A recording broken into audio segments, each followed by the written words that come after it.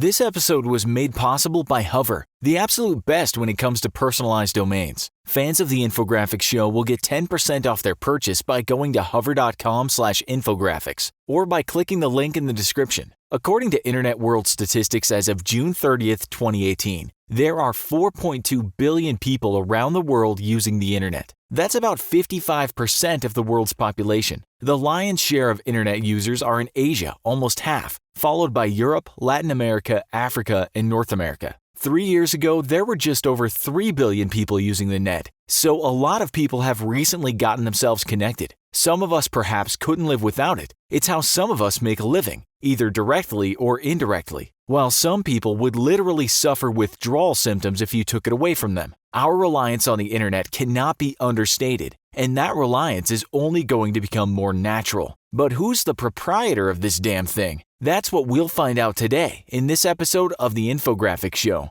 Who owns the internet? First of all, what is the internet? Well, it's not one tangible thing. It's made up of hundreds of thousands of networks, and connecting everything is a great deal of technology. As one writer said on Quora, and we like the analogy, when we talk about the internet, it's like talking about agriculture. Who owns agriculture? What is agriculture? It's complicated. But for the internet to work, there has to be a lot of infrastructure, and that infrastructure is owned by people, companies, and entities. The net is what you might call a giant and mind-boggling plexus, which is just an intricate network of many parts that makes up a system. Within this giant plexus are nexuses, which can be important points where many connections meet. Information is carried from these points, which are servers, and that information is carried down what we might call digital arteries or fiber optic cables. Some companies own these giant servers, sometimes called server farms. Some of these server farms are so big it takes an incredible amount of electricity to power them.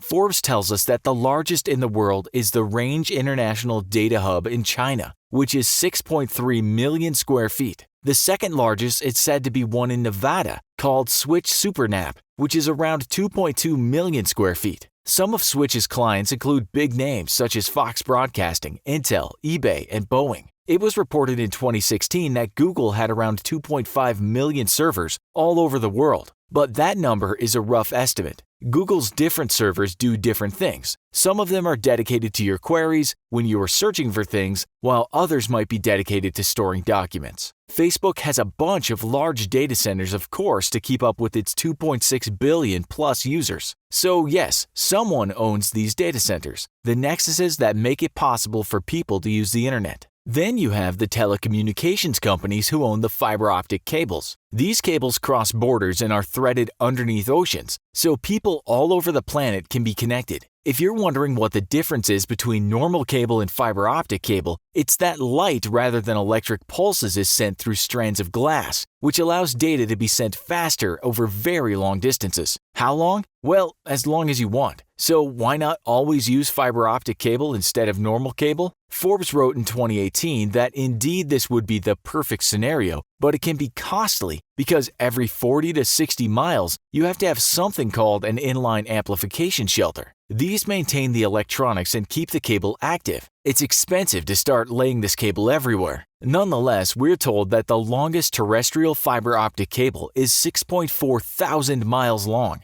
It's owned by the Telstra Corporation of Australia. Its cable stretches between Perth and Melbourne, and back again. Australians might be thinking, wait a minute, those cities aren't that far apart. Well, it depends how the cable was laid. There's also something called the fiber optic link around the globe, or FLAG, that stretches for 17.4 thousand miles underwater and runs from North America to the UK to Japan to India. It's owned by Global Cloud Exchange, which is a subsidiary of an Indian company called Reliance Communications. It's one of the largest telecommunications companies in the world, and it helps us all stay connected. We've moved forward in great strides since dial-up internet. So while no one owns the thing called the internet, without these giant data centers and without all those cables connecting us, we would not have the internet as we know it. There are also ISPs or internet service providers, which are big companies that ensure the internet gets to your house. These companies can control the speed of your internet or even what you can access. You might have been following the recent controversies over what has been called the end of the free internet, with the recent changes to net neutrality or the end of it. That's an ongoing story. Then you have something equally as important called the Internet Corporation for Assigned Names and Numbers. This nonprofit's motto is One World, One Internet. In a paper that ICANN published, it wrote that some people think that it actually runs the Internet. Maybe some folks think ICANN is the biggest owner of the Internet.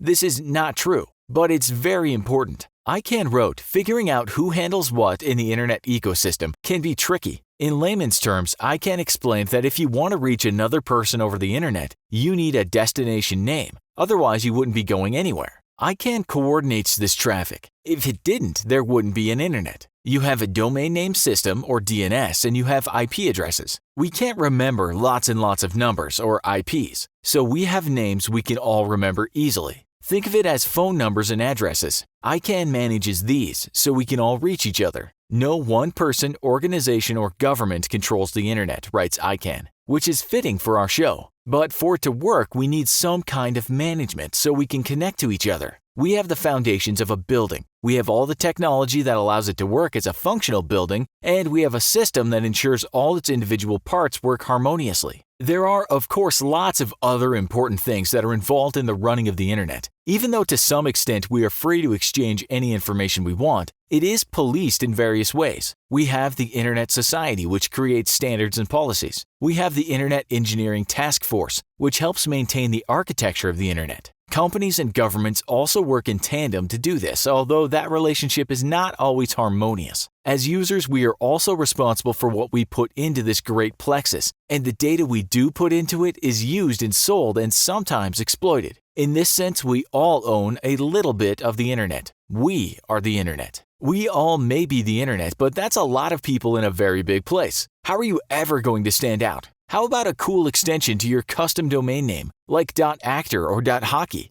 Don't be another faceless website, and don't send traffic to your competitors by accident. Get yourself a domain that suits your specific personality and makes your site stand out with Hover. You don't have to worry about any upsells with Hover. And with free Whois privacy, your identity is safe and secure. No spammers or telemarketers to worry about. We love using Hover every time we need to buy a new domain. And now, fans of the Infographics Show get 10% off their purchase by going to hover.com/infographics or by clicking the link in the description. This is a fairly simplistic explanation of a complex topic. So if you can add something, we'd love to hear your thoughts. Let us know in the comments. Also, be sure to check out our other video called Most Dangerous Hackers in the World. Thanks for watching, and as always, don't forget to like, share, and subscribe. See you next time.